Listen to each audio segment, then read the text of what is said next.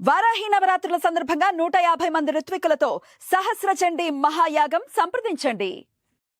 నమస్తే, welcome to Suman TV. నేను పద్మిని. ప్రస్తుతంతో పాటు సహస్ర చండీ మహాయాగ సంకల్పకర్త వేద పండితులు ప్రసన్న శర్మ గారు ఉన్నారు. మాట్లాడదాం.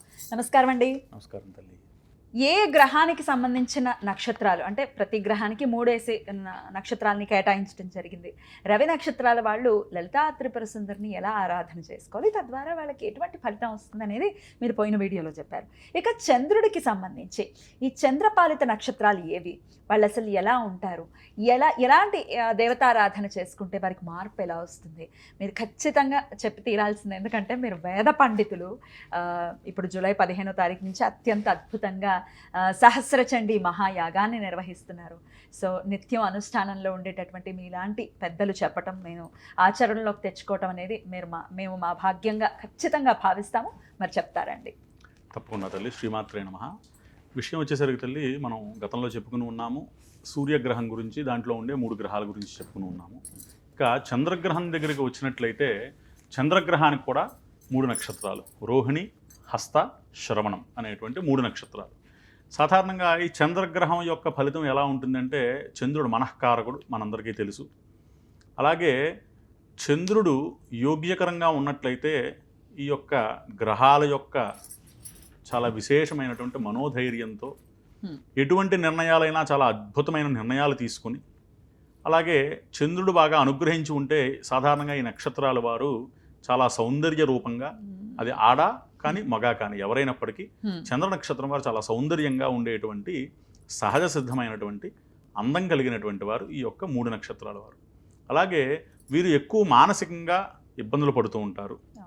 ఎందుకు అంటే చంద్రుడు గమనం ఎలా అయితే ఉంటుందో అమావాస్య పౌర్ణమి, దానికి అనుగుణంగా వీరి యొక్క ఫలితాలు కొన్ని నడుస్తూ ఉంటాయి. చంద్రుడు యొక్క ఇంపాక్ట్ అనేది వీరిపైన ఉంటూ ఉంటుంది, నక్షత్ర అధిపతి చంద్రుడు కాబట్టి.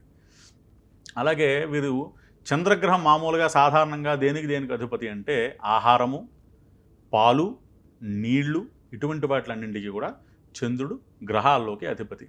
సో వీరు ఆంజనేయ ఆరాధన చేసినట్లయితే చాలా విశేషమైనటువంటి ఫలితం కలుగుతుంది.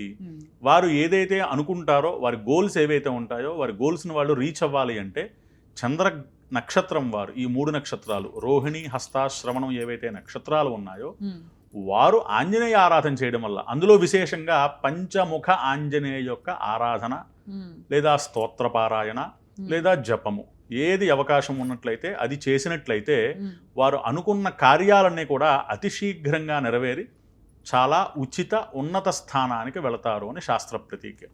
అందులో పంచముఖ ఆంజనేయము అనేసరికి చాలా విశేషం. అందులో ఎందుకంటే మామూలుగా మనం ఆంజనేయ ఆరాధన చేస్తే ఒక ఆంజనేయ స్వామిని చూస్తూ ఉంటాం. అందులో విశేషంగా అలా కాకుండా పంచముఖ ఆంజనేయము అంటే స్వామివారికి 5 ముఖాలు ఉంటాయి. ఈ స్వామివారి యొక్క మంత్రం చాలా విశేషం, చెబుతాను వినండి. అలాగే మన శ్రోతలకు కూడా చెప్పండి.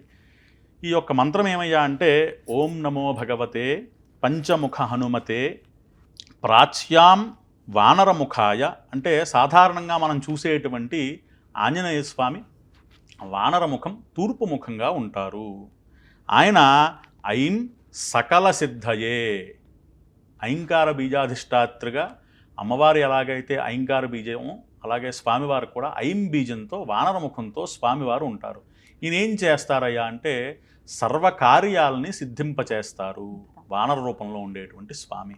అలాగే దక్షిణం నారసింహాయ, దక్షిణంగా ఉండేటువంటి స్వామి నారసింహ స్వామి, అందుకనే సింహ రూపంలో దక్షిణముఖంగా ఉంటారు స్వామి. హుం సకల జయాయ, ఆయన యొక్క బీజం హుం అనేటువంటి బీజంతో స్వామివారు ఉంటారు. సకలము అంతా కూడా జయము కలిగించేవారు స్వామి. అలాగే పశ్చిమానికి వచ్చేసరికి పశ్చిమాయ గరుడాయ, గరుడ రూపంలో స్వామివారు పశ్చిమ దిగ్భాగంలో ఉంటారు. సౌహు అనేటువంటి బీజంలో సకల భూతనాశాయ, సకల భూతాలని అంటే ప్రయోగ బాధ, శత్రుబాధ, నరదృష్టి, ఇటువంటి వాటి అన్నింటికి కూడా ఈ యొక్క స్వామివారి యొక్క ముఖం వల్ల అవన్నీ తొలగిపోతాయి. అలాగే ఉత్తరాయ వరాహాయ, ఉత్తరంగా స్వామి వరాహ రూపంలో ఉంటారు. ఈ యొక్క స్వామివారు సకల ధన ధాన్యాలన్నీ కూడా ప్రసాదించేటువంటి వారు ఈ యొక్క వరాహంలో ఉండేటువంటి ఉత్తరముఖంలో ఉండేటువంటి స్వామి.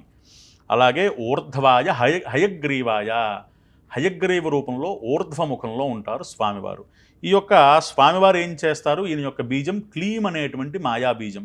ఈయన సకల ఐశ్వర్యప్రదాయ, సకల విద్యాప్రదాయ, సకల ఐశ్వర్యాలు సకల విద్యలు ఇచ్చేటువంటి వారు హయగ్రీవుడు. ఈశ్వరపుత్రాయ హనుమతాయ శరదాదిశేష జయ జయ జయప్రదాయ అని ఈ యొక్క స్వామివారి యొక్క మంత్రము.